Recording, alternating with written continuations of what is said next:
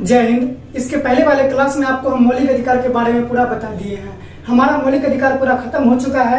आज हम लोग पढ़ेंगे ट्रिपल तलाक, 3 तलाक। बहुत ही इंपॉर्टेंट टॉपिक है इंडियन पॉलिटी का, जिसको आज हम लोग समझेंगे। ये 3 तलाक समझने से पहले सबसे पहले हम कुछ की वर्ड है उसको हम समझते हैं। सबसे पहले हम समझते हैं निकाह क्या होता है। निकाह इस्लाम धर्म में मैरिज को बोलते हैं। विवाह जो होता है, शादी, उसी को इस्लाम धर्म में निकाह बोलते हैं। मतलब इकरारनामा, एग्रीमेंट। कहने का मतलब कि इस्लाम धर्म में मैरिज जो है, इकरारनामा, वो एक एग्रीमेंट है। 2 पक्ष के बीच में, लड़का और लड़की के बीच में वो एक एग्रीमेंट है। उसके बाद हम लोग समझते हैं मुहरदन। मुहरदन क्या होता है कि शादी के टाइम में जो सिक्योरिटी मनी होता है, सिक्योरिटी मनी दिया जाता है लड़के वाले की तरफ से लड़की को, उसी को बोलते हैं मुहरदन, मतलब सिक्योरिटी मनी। ये बात हम समझ गए। अब क्या है कि शादी जो होती है वो इस्लाम धर्म में हो गई। तो शादी कैसे होती है? चूंकि वो एग्रीमेंट है इस्लाम धर्म के अनुसार, इकरारनामा है। तो उसमें क्या होता है कि जब लड़के वाले आते हैं शादी करने के लिए लड़की के यहाँ, तो उसमें क्या है कि जो लड़की वाले की तरफ से रहते हैं मौलवी साहब, वो पूछते हैं लड़का से कि क्या आप शादी के लिए तैयार हैं। मतलब लड़की का नाम बताएगा कि इस लड़की से बा मोहब्बत आप शादी करना चाहते हैं। तो बा मोहब्बत का मतलब होता है कि दिल से। तो लड़का बोलेगा कि हाँ हम करना चाहते हैं। तो वहां पर क्या होगा कि पर्दे के उस तरफ में लड़की वाले के घर वाले, उसके पापा हो गए, चाचा हो गए, या जो भी मतलब कि बालिग है 18 साल से ऊपर के लोग, वो लोग वहां से सुनेंगे कि हाँ लड़का जो है जबरदस्ती तो नहीं बोल रहा है ना दिल से। तो वो सुनेंगे। और उसके बाद क्या होगा कि आपको एक फिर सर्टिफिकेट मिल जाएगा। मौलवी साहब आपको एक सर्टिफिकेट दे देंगे। हालांकि वो सही भी है सर्टिफिकेट दे देना। उसी तरह से लड़के वाले के पक्ष के तरफ से एक मौलवी साहब आते हैं, जो लड़के वाले लेकर के आते हैं। फिर वो जो मौलवी साहब होते हैं वो लड़की वाले से पूछते हैं कि क्या आप बा मोहब्बत इनसे शादी करना चाहती हैं। तो फिर इस तरफ क्या होगा कि लड़का के घर वाले जो होंगे वो सुनते रहेंगे पर्दा के इस तरफ में, मतलब कि सुनेंगे कि हाँ लड़की जो है अपने दिल से बोल रही है कि नहीं बोल रही है, किसी के जोर जबरदस्ती में आकर के तो नहीं बोल रही है। ठीक है, तो वहां तक शादी हो गया। अब क्या है कि शादी के बाद, शादी के टाइम में फिर मतलब कि वो होता है मुहरदन की राशि लिखवाया जाता है कि कितना मतलब राशि सिक्योरिटी मनी जो है वो दे रहे हैं। उस टाइम पे लिखवाया जाता है कि कल होकर के अगर आप तलाक देते हैं तो उस राशि को आपको वापस करना पड़ेगा। 10,000, 20,000, 10 लाख, 20 लाख जो भी होगा, आपको उस समय लड़के वाले की तरफ से लड़की के नाम पर लिखवाया जाता है, ताकि आगे चल करके अगर लड़का वाला लड़की को तलाक देता है तो उस मुहरदन की राशि को वापस किया जा सके, सो दैट लड़की की जो अगली शादी होगी उससे पहले अपना वो गुजर बसर उस पैसों से कर सके। अब समझते हैं हम लोग तलाक। जब शादी हो गई, शादी के बाद अगर लड़का और लड़की में नहीं बनती है तो उस टाइम क्या होगा? तलाक होगा उनके बीच। तो वही जो इस्लाम धर्म में ट्रिपल तलाक है, 3 तलाक है, इसको हम लोग समझते हैं। ये जो ट्रिपल तलाक है 3 तरह से होता है। पहला कैसे है? तलाक ए औ हसन। समझिएगा, यहाँ क्या है? तलाक ए औ हसन। इसमें क्या होता है कि जैसे ही लड़का लड़की में नहीं बन रहा है तो लड़का मतलब कि या लड़की बोल देगा तलाक तलाक तलाक, तलाक बोल दिया। अब क्या है कि जैसे ही तलाक मतलब कि बोल दिया, तो जिस दिन बोला उसके 90 दिन तक लड़का और लड़की दोनों अलग अलग रहेंगे। लड़की चली जाएगी अपने मायके, लड़का अपने घर पे रहेगा। यानी कि दोनों के बीच में कोई मिलाव मतलब मीटिंग नहीं होगा। 90 दिन के बीच में कोई रिश्ता नहीं रहेगा लड़का और लड़की के बीच में। और क्या है कि 90 दिन के बाद फिर दोनों को साथ में बुलाया जाएगा। मौलवी साहब जो हैं वो 90 दिन के बाद दोनों को फिर मिलाएंगे और 90 दिन बाद जो है फिर समझाएंगे दोनों को, लड़का और लड़की को, कि तलाक बहुत खराब चीज है। आपके बच्चे का फ्यूचर कैसा होगा तलाक के बाद। फिर बच्चे पूछेंगे कि पापा कहाँ है, मम्मी कहाँ है। तो फिर उनको बताना पड़ेगा कि हाँ तलाक हुआ था, किस लिए तलाक हुआ। इस तरह से वो समझाएंगे मौलवी साहब लड़की और लड़का दोनों को 90 दिन के बाद में। यानी कि इनके पास 90 दिन का समय है, सोच सकते हैं। अगर मान लीजिए उस टाइम पे गुस्सा में आकर के तलाक लिए होंगे तो फिर ये संभल जाएंगे। फिर यहाँ पर आकर के 90 दिन बाद उनके पास ऑप्शन है कि वो मौलवी साहब को बोलेंगे कि हम लोगों ने जो फैसला लिया था वो गुस्से में आकर के लिया था, अब हम तलाक लेना नहीं चाहते हैं। तो वहां पर क्या होगा? उनकी शादी कैंसिल नहीं होगी, मतलब तलाक वहां पे नहीं होगा। इनके पास 90 दिन का समय रहेगा। उसके बाद क्या है? दूसरा लाया गया तलाक ए हसन। यहाँ पे अहसन है, यहाँ पे हसन है, तलाक ए हसन। इसमें क्या है? जैसे ही लड़का और लड़की में नहीं बन रही है, बिगड़ रही है, रिश्ता नहीं चल रहा है, तो वहां पर क्या लड़का या लड़की कोई बोल देगा तलाक। जैसे ही तलाक बोला फिर मौलवी साहब उसको क्या करेंगे? 30 दिन बाद, 30 डेज बाद फिर उसको बुलाएंगे। क्योंकि इसमें क्या था, 90 दिन का गैप था, तो 90 दिन में हो सकता है ना कि इतनी ज़्यादा दूरियां अगर रहेगी इतने ज़्यादा दिनों तक, तो हो सकता है कोई कान फूकने वाला भी होता है, सिखाने पढ़ाने वाला होता है, तो उसके कारण से क्या हुआ कि रिश्तों में बहुत ज़्यादा दूरी भी आ जाएगी। तो इसीलिए इसको ही मॉडिफाई करके बनाया गया 30-30-30 करके, यानी कि जैसे ही जिस दिन बोले कि हमको तलाक चाहिए, उसके 30 दिन बाद फिर आपको उपस्थित होना पड़ेगा लड़का और लड़की को मौलवी साहब के पास, और मौलवी साहब फिर 30 डेज बाद पूछेंगे, मतलब समझाएंगे आपको अच्छे से कि तलाक नहीं लीजिए। यहाँ पर आपको ऑप्शन है 30 दिन बाद कि अगर आप चाहे तो तलाक को कैंसिल कर सकते हैं, नहीं तो फिर बोलेंगे कि ना हमको तलाक चाहिए ही चाहिए। तो फिर दूसरी बार अगर आप बोलेंगे कि ना हमको तलाक चाहिए ही चाहिए, तो उस टाइम भी तलाक नहीं होगा, आपको फिर से 30 डेज का टाइम दिया जाएगा सोचने समझने के लिए और विचार विमर्श करने के लिए। तो फिर यहाँ पर भी आपको तलाक नहीं मिला, आप 30 दिन और रहेंगे दोनों आदमी अलग अलग। उस 30 दिनों में आपके साथ दोनों के बीच में कोई रिश्ता नहीं रहेगा। अब क्या है कि 30 दिन का और आपके पास समय मिल गया, तो फिर आपको मौलवी साहब बुलाएंगे 30 दिन बाद।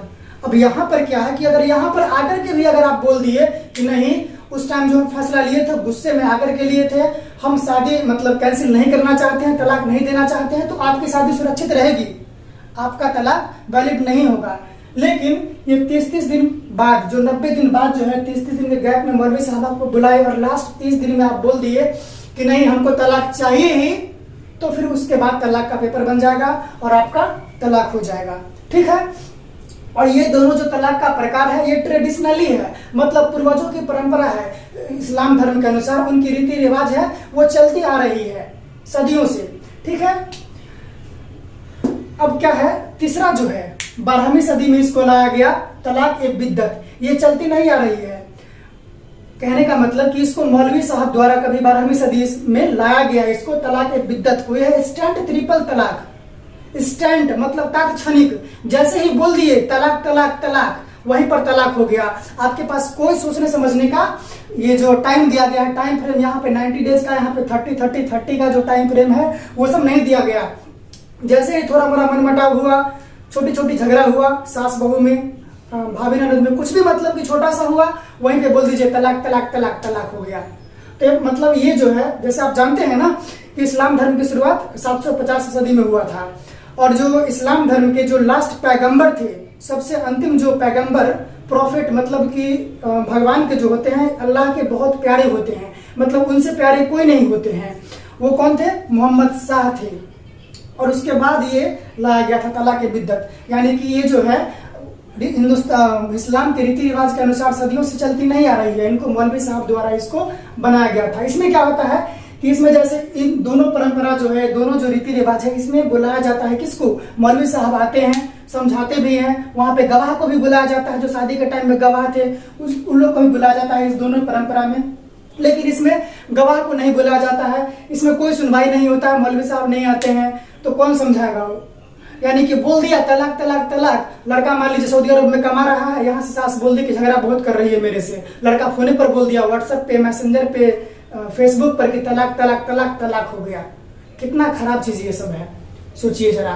तो ये हम समझ गए। तो अब जो कानून जो बनाया गया था 2019 ईस्वी में संसद के द्वारा, पार्लियामेंट के द्वारा, वो इसी को खत्म किया गया था। खत्म क्यों किया गया था इसको हम आगे समझते हैं। यानी कि ये जो तलाक है, 3 तलाक इस्लाम धर्म में जो सदियों से चलती आ रही है, इसको तो खत्म किया ही नहीं गया है, ये तो चलता ही है। अब तलाक जरूरी भी है। तलाक जरूरी क्यों है? क्योंकि आप जानते हैं इस दुनिया में कुछ लड़की ऐसी भी है जिसके साथ कितना भी अच्छा लड़का रहेगा वो सर्वाइव नहीं कर पाएगा। हालांकि कुछ लड़के भी ऐसे हैं जो जिसके साथ कितनी भी अच्छी लड़की रहेगी तो सर्वाइव नहीं कर पाएगी, क्योंकि दारू वारू पी करके आएगा, मारेगा पीटेगा, उस तरह का मतलब काम करेगा। तो तलाक थोड़ा सा जरूरी भी है। लेकिन हालांकि आप जानते हैं ना कि 80-90% केस में लड़का की ही गलती होती है तलाक में। ठीक है। तो इस तरह से क्या होगा कि एक मुस्लिम की महिला थी सायरा बानो, इस केस को हम लोग समझते हैं कि ये सब 3 तलाक नियम जो है कैसे हटा, उसकी गहराई को समझते हैं, उसकी जो अंदर की वास्तविकता क्या थी उसको हम लोग समझते हैं।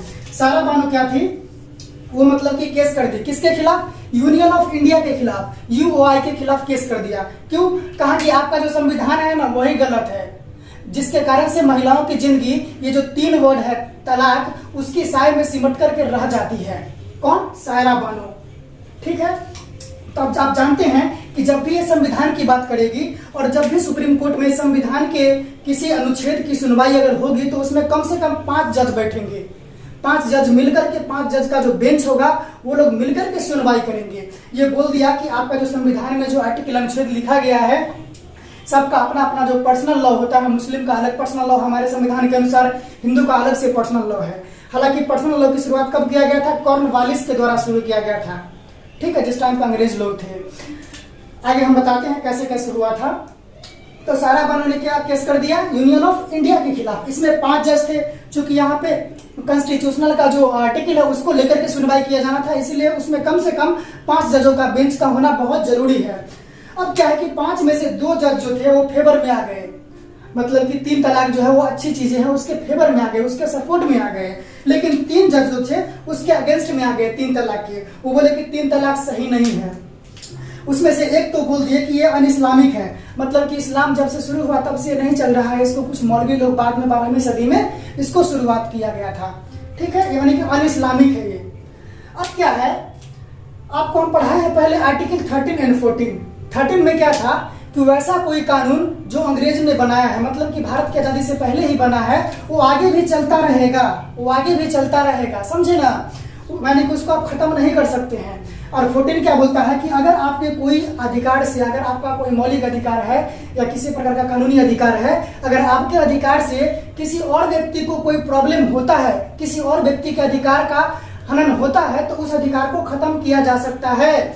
और इस महिला ने बताई, सारा बानो ने, जो 3 तलाक है, 3 तलाक में पुरुषों को मतलब ज्यादा दिया जाता है उसमें प्रीफरेंस, और महिलाओं को कम सुना जाता है, क्योंकि महिला मान लीजिए क्या है, अब अधिकतर केस में पुरुष का ही गलती उसमें होता है, पुरुष जब चाहे तलाक दे देता है, महिलाओं को बहुत प्रॉब्लम होती है, तो इसीलिए इसमें बताया गया। तो यहाँ पे क्या है कि आर्टिकल 13 एंड 14 का उल्लंघन हो रहा था। इसके अनुसार जो सुप्रीम कोर्ट के जज ऑफ बेंच के जो जज थे उन्होंने समझाया, ठीक है, कि मतलब आपके मौलिक अधिकार से किसी और के अधिकार की, मतलब महिला के अधिकार का वहां पर समान रूप से ख्याल नहीं रखा जाता है। यहाँ यानी कि हमारे जो मौलिक अधिकार है, राइट टू इक्वलिटी, समानता का अधिकार, वहां पर उल्लंघन हो रहा है कि पुरुष और महिला को समान अधिकार नहीं दिया गया है। पुरुष जब चाहता है तब उसको तलाक दे देता है, 3 बार तलाक तलाक तलाक बोलता है, बस खत्म, सारा रिश्ता खत्म वहीं पर, ठीक है। तो इसके अनुसार क्या है कि 2017 में सुप्रीम कोर्ट ने ऑर्डर दिया, सुप्रीम कोर्ट बोला कि 3 तलाक गलत है, क्योंकि 3 जज इसमें से जो है उसके अगेंस्ट में आ गए 3 तलाक के, कि 3 तलाक सही नहीं है।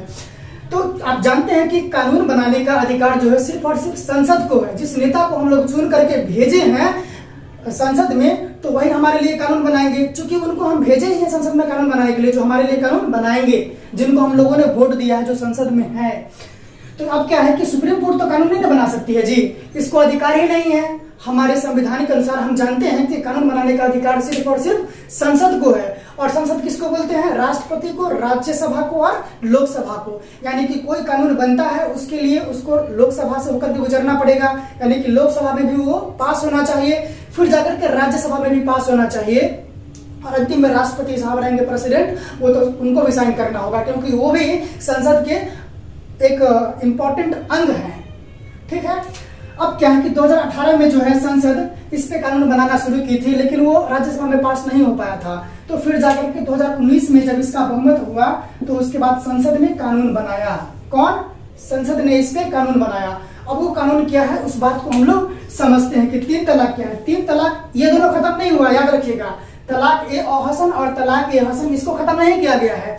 ये जो बहुत ज्यादा खतरनाक था, जो महिलाओं को बहुत ज्यादा दिक्कत हो रहा था जिस कानून से, उसको खत्म किया गया है। तलाक ए बिद्दत को, इंस्टेंट ट्रिपल तलाक, मतलब तात्क्षणिक, जैसे ही 3 बार बोल दी तलाक तलाक तलाक, उसको खत्म किया गया है, ठीक है। तो इसको क्या है, अपराध की श्रेणी में रखा गया कि तलाक जैसे ही दीजिएगा तो आपको अपराध होगा ना जी, तलाक दीजिएगा तो।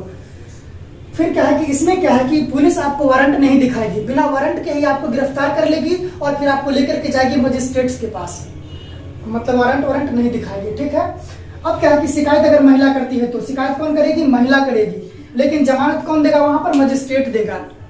मामला चला जाएगा ये मजिस्ट्रेट के पास।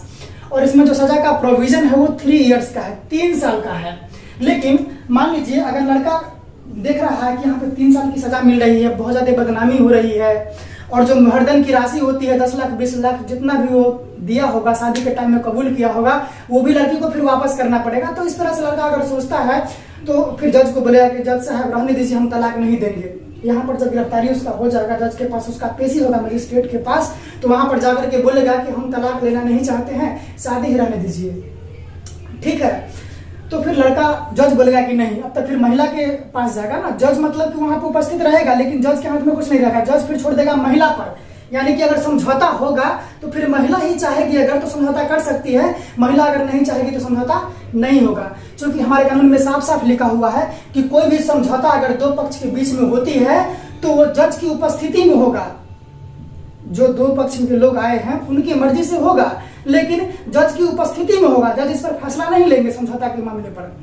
अब क्या है कि बच्चे जो हैं वो किस पे रहेगा, महिला पे रहेगा डिपेंड, कि महिला जहां चाहेगी बच्चे को अपने पास रखेगी या कहाँ रखेगी, ये महिला के ऊपर में है। महिला को दिया गया है स्वतंत्रता।